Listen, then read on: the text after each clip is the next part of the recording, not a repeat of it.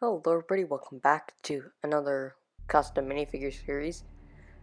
The last custom minifigure series I did, you guys really liked it a lot. It's not my most viewed video. It's the Mandalorian CMF series.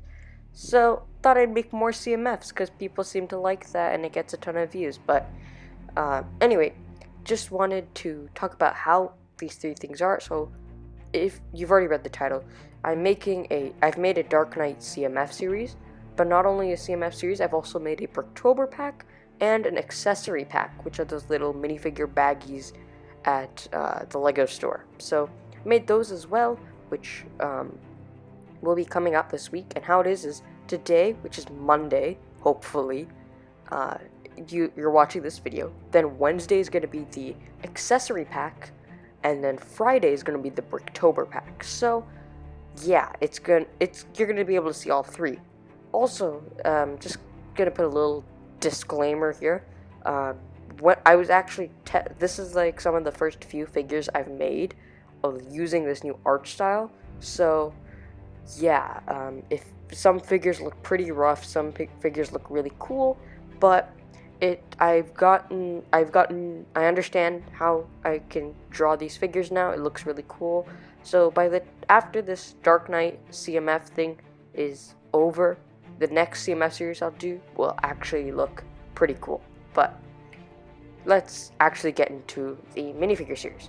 So, starting off with the series, we have Batman. So, Batman is going to be a very interesting figure. So, he's going to use a black Mandalorian cape. Then, for torso prints, he's got a simple design which is very similar to the Dark Knight Rises and the Comic-Con figure, but just a little bit changing in detail, like less armor plating, because those had a lot of armor plating. I just wanted to make it more simple, more like the Dark Knight from the movie, more accurate to the movie. Then he also has some arm printing, which has some shoulder pads, and then also his little, those things at the end. I don't know what those little sharp things are at the end, but I think it looks really cool.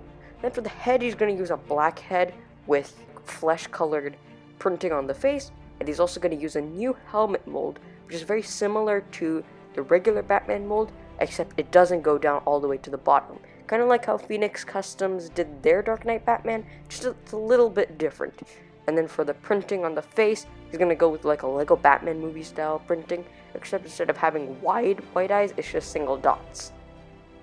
Next up, we have Alfred Pennyworth. This is from the end of The Dark Knight Rises, where he's at the restaurant. He comes with Mr. Incredible's hairpiece, but in white, and he has really simple printing. He's probably the most basic, least interesting figure of the entire series, but I think he looks pretty cool. I do like how I did the face. But next up, we've got Bruce Wayne. Now, I didn't want to do a basic Bruce Wayne because we've gotten pretty much a ton of Bruce Waynes in suits. So I went with the League of Shadows version.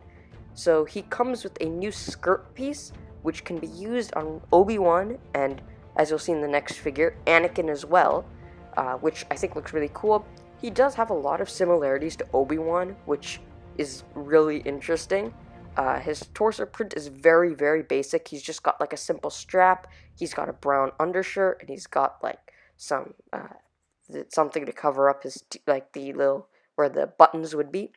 Then he's got some half sleeves, which are showed with dual molding, and then the bottom part is going to be black with hands, signifying the blade things also on Batman. He comes with not a new katana mold, but like a somewhat new. It does have, instead of using a square base around the hilt, the square guard, it's going to use a rectangular guard, which I think looks pretty cool. But it's also going to be one of the first few swords to use dual molding and printing, so it's going to have a little bit of gold printing around it. I think it looks pretty cool. For the hair, he's using Han Solo, and then the face is just a new print of just a generic face. Next up, we've got Razal Ghul, who uses the same sword mold as Bruce Wayne. He also uses the same skirt mold, but in black, which can be used for Anakin. and then he's just got pretty much black everywhere else. He's got a gray undershirt. It's pretty much the same printing as Bruce Wayne, just in a different color scheme. And then on his face, he's using the dog trainer hair, but with gray like printing on the side, kind of like how they did Doctor Strange for the Infinity War sets, which looks really cool. And then he's just got a basic flesh face with a little facial hair. Next up, we've got the Joker, but in his nurse appearance. I want to do the nurse appearance instead of like his basic appearance, because we already got the basic appearance in the Tumblr set, the UCS one, so I thought I'd do a bit more of a unique design. So here's the nurse outfit. He comes with a new printing of a face mask. He has a vote for a Harvey Dent print on his torso, and he's got dual molded legs and side printing, which is really cool. He comes with a female hair in orange, signifying the wig that he wears when he's going to Harvey Dent. And I think this figure is really cool. I did use the base figure, the Joker figure that we got, to model the eyes, and I think it turned out really nice. But he does come with an alternate expression and a second hairpiece. So the second hairpiece is just his basic green one after he's removed the wig. And he also has a new face print, which is pretty similar to the Lego set, like the Tumblr minifigure, except instead of smiling, he's pretty angry. I don't know, I thought it looked like a nice print, and it did turn out really well. Next up, we've got Harvey Dent. Now this, as I said in the beginning, I really I was testing out the app I was using to get these figures. So this one really I kind of messed up on a little bit. But if I were to revisit any figures, this is definitely one that I do. I think the overall idea of the figure is really cool. It's just that the design of the figure is a bit odd. But he comes with an alternate expression, no alternate hairpiece, because I didn't want to get this figure to be a little bit too much going on. So I just gave him a second face print where he has all his scarring. Next up, we've got Razal Ghul, which is kind of a mix between the Batman Begins and the Dark Knight version. She has the new dress piece, but in olive green, and she also has a wine cup in light bluish gray, and she comes with a hairpiece in light brown. Next up, we've got Jonathan Crane. This figure is another figure that I kind of messed up on as well, but I do think he looks somewhat decent. I think his glasses are a little off-putting, but he is a pretty cool character. He's using the Superman wavy hair, but in dark brown, and he's got some basic printing for his torso and his eyes, or his face. But he also comes with an alternate, not really expression, but mold.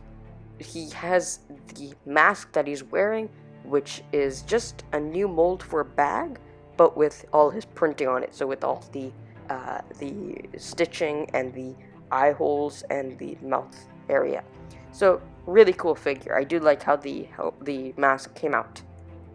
Next up, we've got John Blake. This is another figure that I messed up on a little bit, but I think he looks pretty cool. The eyes are a little off-putting, but he still looks like you could tell that it somewhat resembles John Blake.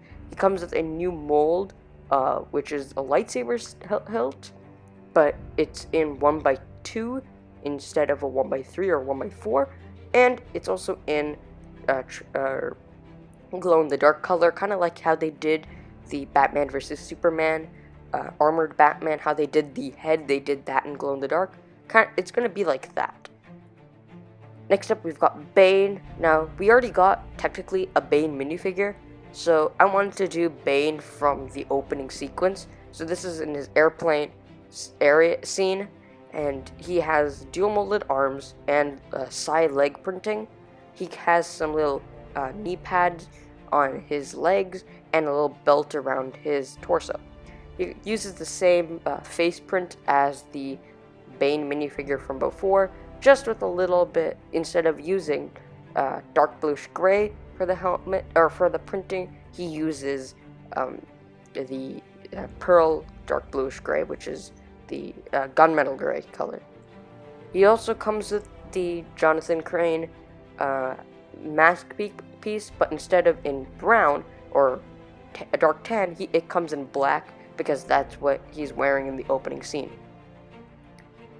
Finally, we have Catwoman. Now, this figure is it's loosely based off of the Phoenix Customs version of their Catwoman, but I also did a little bit of my own design. She comes with a new hair mold and new print for her eyes, and just some basic printing all around.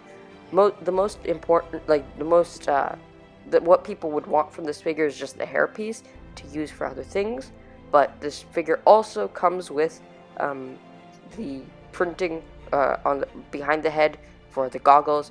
Now, I think this figure looks pretty cool. This figure, I think, looks like Catwoman, but I don't know. So, yeah. So that's all the figures in this series. I had a lot of fun making these figures. So, let me know which one's your favorite. Hopefully Wednesday and Friday I get the next videos out, so let me know if you're excited for those, and I'll see you in the next video. Bye!